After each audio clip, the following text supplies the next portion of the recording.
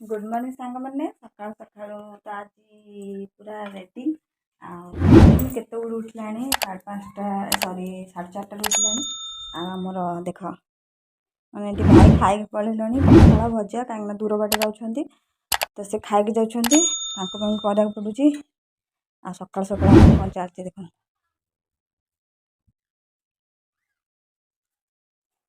एपटे आम कौन पानी चलती आटे मुझे सफा कर थोड़ी मोर माने चाहा सरीगला आ भजा सरीगला आ रोषे हम जेहेतु ये बहुत खरा लिसिन डाडी ये छामुंडिया कर छामुंडिया हेल्ले रोषे हम ये आम चुली लगिकी लिभिगला आउ राजा बस राजा कौन खाଇବା कहीं दौना खाली रेप्राइट हो बासी खाद्य ढला ढली कर दूसरी आम चलती प्रोसेसिंग छामुंडिया हो खरा हो बस लिसिन भी सका गाधे पाधे रेडी पूरा मो सहित उठी जाऊँगी गाधे मुंड सफा कर गाधे खाई आबे अंगनवाड़ी जीवुटी कि आणुनी कौन जा ड्रेस आणबू बैंड नहीं आसबू जा जाऊन से घर नहीं आसबू जा मुझे तो आसली हेरी सेपटू मुझे जाकि डाडी काम कर खोली बांधि ना नहीं टिंग टिंग टिंग टिंग टिंग टिंग टिंग टैप्रे पानी दे समस्ते गाधा पदा कर बोहरी के आमर तो सरीगला अंधारू अंधारू गाधुआ पाधुआ चली नाई तो काली कौन कि छुट्टी हम अरे ये अंडा दिया जीव कौचा काली अंडा काली मंगलवार काली अंडा आज सोमवार डाली गुरुवार डाली भात आज सोमवार आज की सोमवार जानचु तो आज आम अरुआ भात डालमा हम कहीं कहलु आज हूँ लोकनाथ फास्ट सोमवार बहुत बढ़िया दिन टे आज आम अरुआ भात हम डालमा हम रोषे हम कौन दब गेटा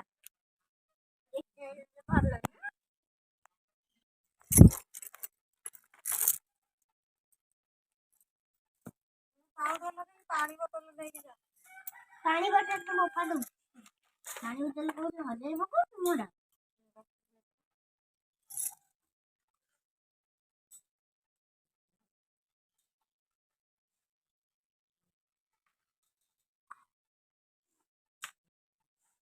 कहीं से पाउडर गरम सकाल का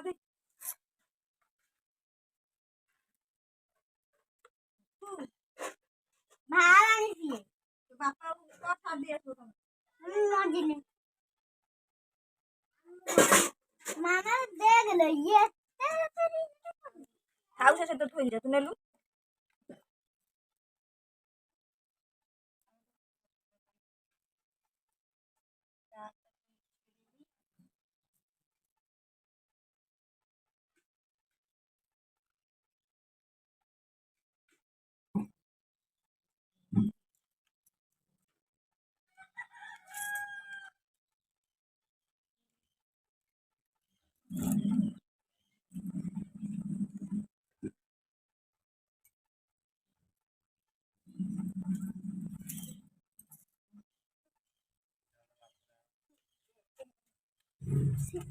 नहीं बैग नहीं चप्पल कुछ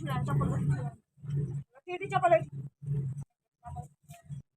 यापर आम पा चलती मुझे आसी सफा करने बस्तु रही आबे जाऊँगी सफा करके आसबि सफा करदे रोषे बस स्टार्ट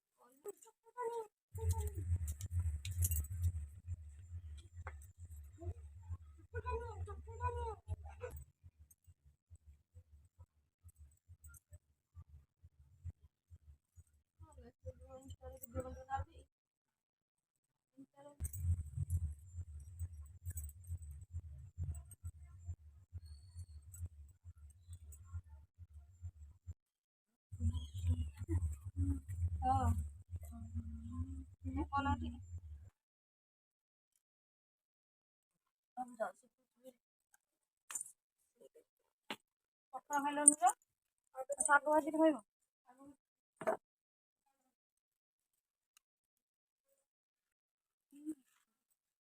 ରାଜା ଗୋଟ ଖାଉଛୁ।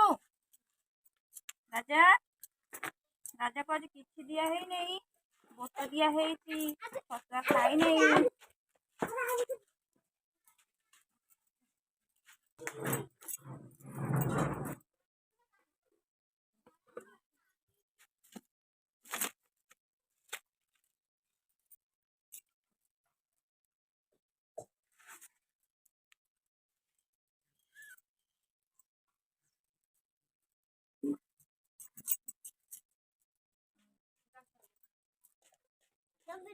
କିଛି କହୁନ।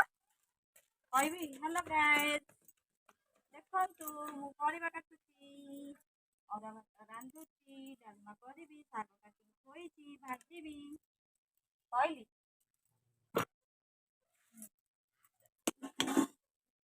ଫ୍ରେଣ୍ଡ ଦେଖନ୍ତୁ, ଏଠି ମୁଁ ସବୁ ପରିବା କାଟିକି ରଖିଦେଇଛି, ଆଉ ସେଠି ଶାଗ ମୋର କଟା ହେଇଛି, ଆଉ ବାକି ରହିଲା ଏଠି ଅରୁଆ ଭାତ ବସିଛି।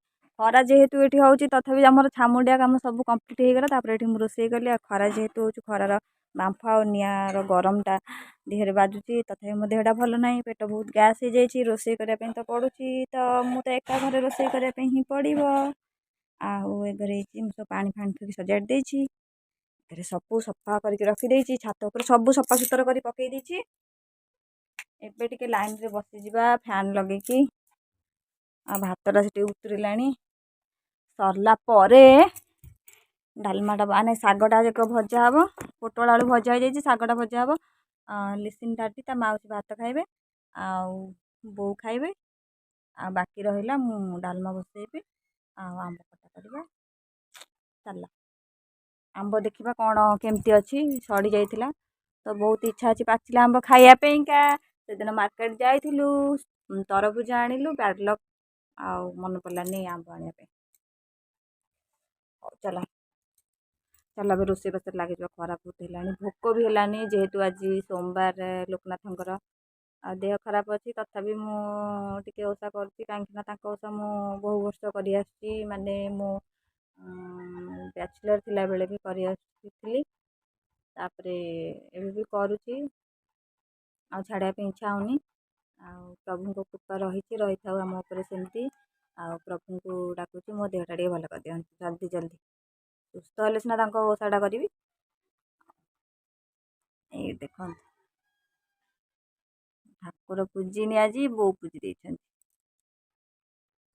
ସାଙ୍ଗମାନେ ଦେଖନ୍ତୁ, ଲିସିନ୍ ଆମର ଏଠି ବସି ପାଠ ପଢ଼ୁଛି, ମୁଁ ବି ତାକୁ ଏଠି ବସି ପାଠ ପଢ଼ଉଛି। ଆଉ ରୋଷେଇ ବି ମୋର ଚାଲିଛି, ସେପଟେ ଭାତ ବସିଛି, ଆଉ ଉଷୁନା ଭାତ ବସିଛି, ଆଉ ପରିବା କଟା ହେଇକି ଥୁଆ ହେଇଛି ତରକାରୀ ପାଇଁ। ଆବେ ଏମିତି ଲେଖ ନା ବେ, ଏମିତି ଲେଖ, ଏମିତି ହେଲା। ଆଉ ମୁଁ ଏଇଠି ବସିଛି। ଆଉ ଭିଡ଼ିଓଟା ଦିନରେ ଯାହା ବି ହେଇଥିଲା, ତା ମୁଭମେଣ୍ଟ କିଛି ଭଲ ନଥିଲା। ଛାଡ଼, ଯେମିତି ଯାହା ଭିଡ଼ିଓଟା ହେଇଛି ସାଙ୍ଗମାନେ ନିଶ୍ଚୟ ଦେଖିବେ। ଆଉ ନିଶ୍ଚୟ ଲାଇକ୍ ଆଉ ସବସ୍କ୍ରାଇବ୍ କରିବା ପାଇଁ ଭୁଲିବେନି। ଆଉ ମୋଟା ବହୁତ ଅଫ୍ ଅଛି। ଭିଡ଼ିଓଟି ଏଠି ଏଣ୍ଡ୍ କରିଦେବା।